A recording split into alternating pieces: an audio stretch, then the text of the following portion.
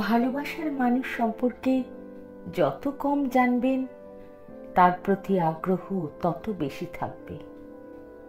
সব জেনে যাওয়ার মানেই সকল আগ্রহের পরিসমাপ্তি।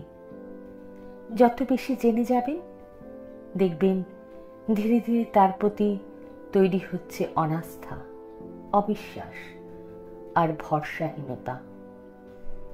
অনাগ্রহ বা নিষ্ক্রিয়তার অশুভ সূচনাও সেখান থেকেই।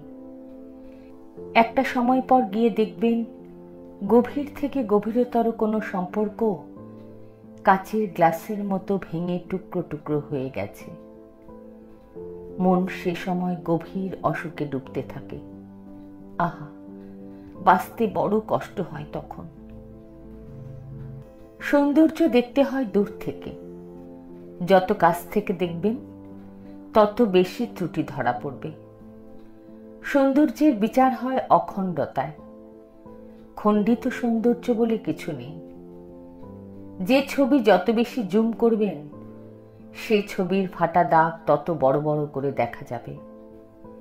ছবির সৌন্দর্য উপভোগ করতে চাইলে ছবিকে দেখতে হয় সামগ্রিকভাবে, ভেঙে ভেঙে নয়। এজন্য দাগ দেখতে না চাইলে ছবি জুম করতে নেই এবং মানুষ সম্পর্কেও বেশি জানতে নেই। জানলে উল্টে নিজের মধ্যেই মানসিক যন্ত্রণা বাড়তে থাকবে। যে ছবিটা ডিলিট করতেই পারবেন না সে ছবিটা জুম করে দেখেও বা কি হবে, কিছু আফসোসের বৃদ্ধি ছাড়া। সরান ও সরুন, কিংবা মানান ও মানুন, ব্যাস। মাথায় রাখুন, পৃথিবীতে কারোরই সবকিছু আপনার মনের মতো হবে না।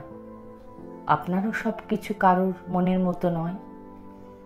খেয়াল করলে দেখবেন শারীরিক সৌন্দর্যের টানে আমরা কারো কাছে গেলেও পরবর্তীতে মানসিক সৌন্দর্যটাই বড় হয়ে দাঁড়ায়। সে মানুষটা মানসিকভাবে ঠিক কতটুকু সুন্দর, ব্যাপারটার গুরুত্ব তখন তার শারীরিক সৌন্দর্যকে বহু গুণে ছাড়িয়ে যায়। মূলত মনের টানেই দুজন মানুষ পাকাপোক্তভাবে বাঁধা পড়ে। এজন্যই অনিন্দ্য সুন্দর দুজন মানুষ বিয়ে কিংবা সম্পর্কে জড়ানোর পরও কখনো কখনো তা 2 বছরও টেকে না। প্রকৃত সৌন্দর্য বরাবরই দৃষ্টির অগোচরে থেকে যায়। আবার অসুন্দর, নিতান্তই সাদামাটা কোনো দুজন মানুষের সম্পর্ক টিকে যায় 2 যুগ কিংবা তারও বেশি। শরীরের টানের পরিসমাপ্তি যেখানে, সেখান থেকেই মনের টানের অপূর্ব সূচনা। আর যদি সে সূচনার কোনো সুযোগ না থাকে তবে সম্পর্কের ইতি সেখানেই। অভিজ্ঞতা বলে মানুষ সম্পর্কে কম জানাই মানুষের প্রতি ভালোবাসাকে অক্ষুণ্ণ রাখার শ্রেষ্ঠ পথ। জানতে হয় মানুষের মনটাকে, বাহ্যিক অভ্যাসগুলোকে নয়। শরীরের সতীত্ব খুঁজতে খুঁজতে মানুষ মনের সতীত্বের খোঁজটা আর পায় না। যাকে ভালোবাসে সে নেশা করে কিংবা সম্পর্কের বাইরে গিয়ে অন্য কারোর সাথে ফ্লার্ট করে, অথবা মানুষটা বেশি অহংকারী বা জেদি।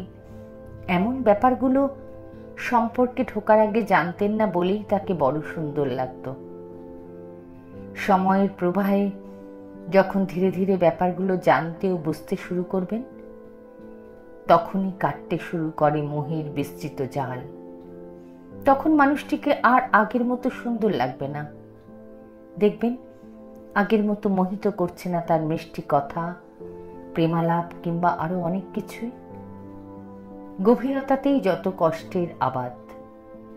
এক সময় আবিষ্কার করবেন তার পুরনো একটা ছোট্ট মেসেজ আপনাকে যতটা আন্দোলিত করত, আনমনেই ফিক করে হেসে বলতেন, আমার পাগলটা।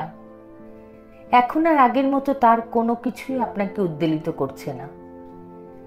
এমনকি সেই একই মেসেজ দেখে ভ্রু কুচকে আনমনেই বলে উঠবেন, ধুর চাই।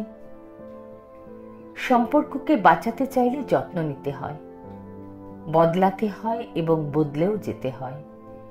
যে সম্পর্ক আপনাকে বদলাতে পারে না কিংবা নিজ থেকেই আপনি পাল্টে যাচ্ছেন না যে সম্পর্কে, তখন ধরে নেবেন আপনি আদতে কোনো সম্পর্কেই নেই। স্রেফ একটা সময়ের চুক্তিতে আবদ্ধ আছেন মাত্র, যে চুক্তিটি শেষ হয়ে যাবে মেয়াদ ফুরোলেই কিংবা তারও আগে। অবশ্য দুপক্ষের এতে আপত্তি না থাকলে এমন সম্পর্কে থেকেও আনন্দে বাঁচা যায়। বরং স্রেফ কামের সম্পর্কেই প্রেম এলেই শুরু হয় যত বিপত্তি। কাউকে জাজ করে লাভ নেই, সে কখনো আপনার মনের মতো করে নিজেকে বদলে ফেলবে না। বড়জোর বদলে ফেলার অভিনয় করতে পারে নেহাত বাধ্য হলে। যদি তার সাথে থাকতেই চান, তবে তাকে গ্রহণ করার মতো নিজের মনটাকে তৈরি করে ফেলুন, কিংবা ভিন্ন পথে হাঁটুন। অন্য কাউকে বা নিজেকে অশান্তিতে রেখে বাঁচার মতো অতটা বড় জীবন সঙ্গে নিয়ে আমাদের এই পৃথিবীতে পাঠানো হয়নি। মুখে হাসি রেখে তাকে রাখুন, কিংবা মুখে হাসি আনতে তাকে ছাড়ুন। যে যার মতো, তাকে তার মতো থাকতে দিন। আপনিও থাকুন আপনার নিজের মতো। সম্পর্ককে টিকিয়ে রাখার এটিই সবচেয়ে ভালো রাস্তা।